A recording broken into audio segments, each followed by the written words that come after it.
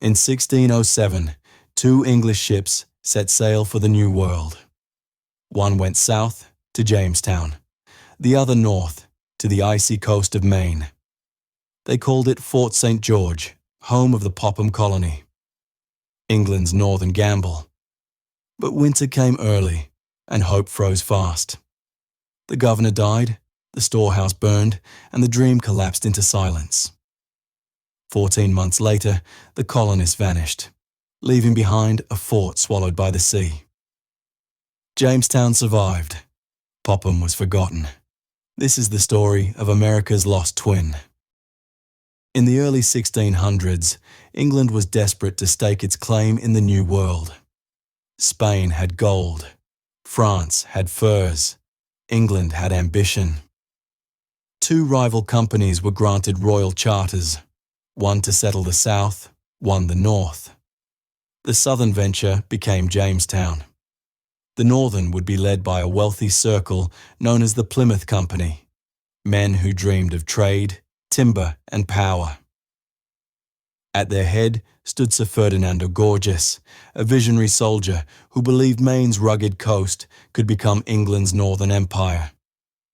He chose George Popham, an aging but loyal official, to command the expedition, and Raleigh Gilbert, the fiery nephew of explorer Sir Humphrey Gilbert, as his second. Together, they would lead over 100 settlers across the Atlantic. Not soldiers, but carpenters, masons, and craftsmen, the builders of a new world.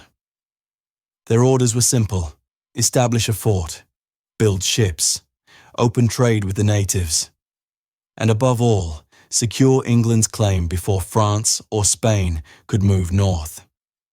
When they set sail from Plymouth in May 1607, hope was high and spirits even higher. They believed they were founding the northern half of England's future empire, a twin colony to Jamestown, equal in purpose, destined for greatness. But destiny had its own tide to follow. August 1607. After months at sea, two ships, the Gift of God and the Mary and John, reached the mouth of the Kennebec River on the coast of Maine. A wilderness of towering pines, freezing winds, and jagged shores awaited them. But to the settlers, it was promise, untouched, unclaimed, alive with opportunity. They came ashore and began building Fort St. George, England's northern stronghold in the New World. Timber walls rose against the wind. A storehouse, a chapel, and the governor's residence took shape. Cannon muzzles faced the sea, as if daring the Atlantic to strike again.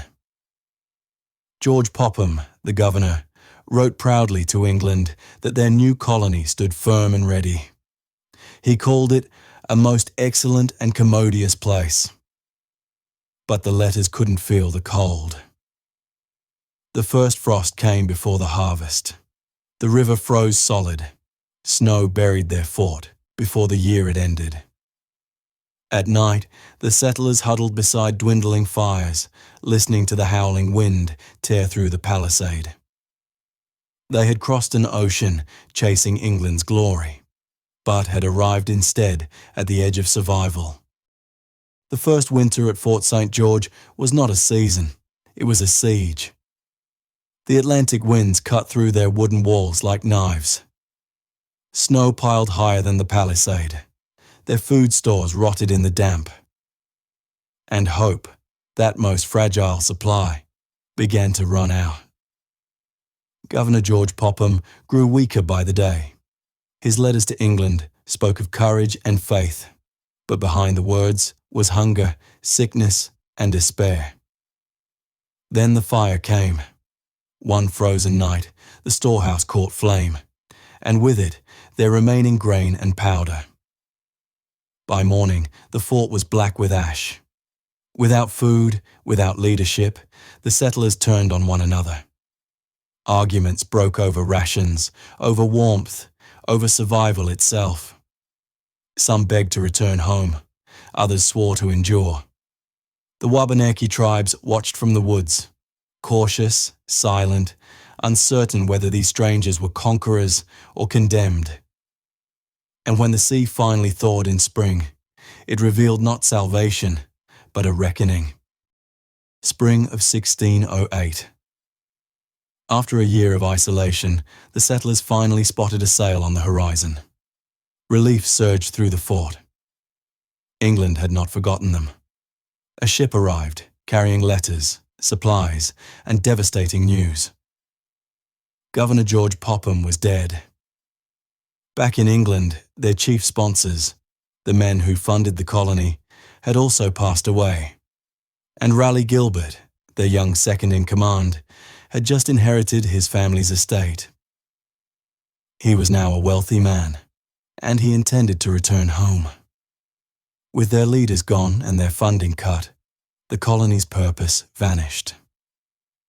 The men looked around at the charred walls, the ruined fields, the endless grey sea, and knew there would be no second ship.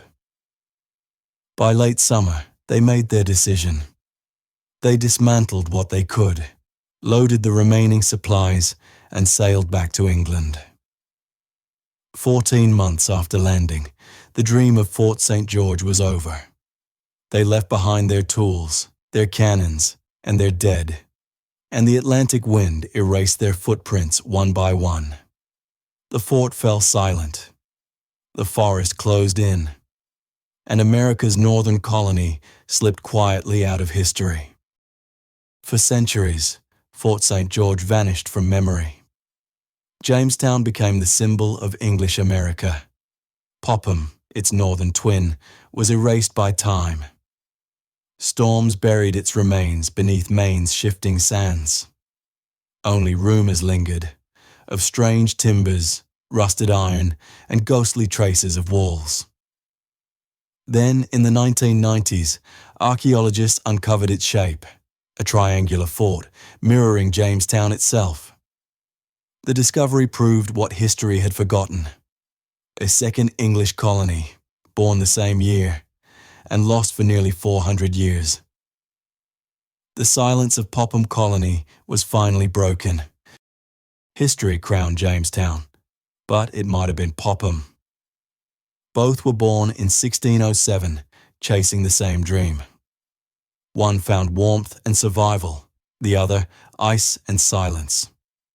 Had Popham endured, America's story might have begun in the north, among pine and snow, not southern marsh. The fort is gone, but its echo remains. A reminder that even the boldest beginnings can vanish if history forgets to tell their tale.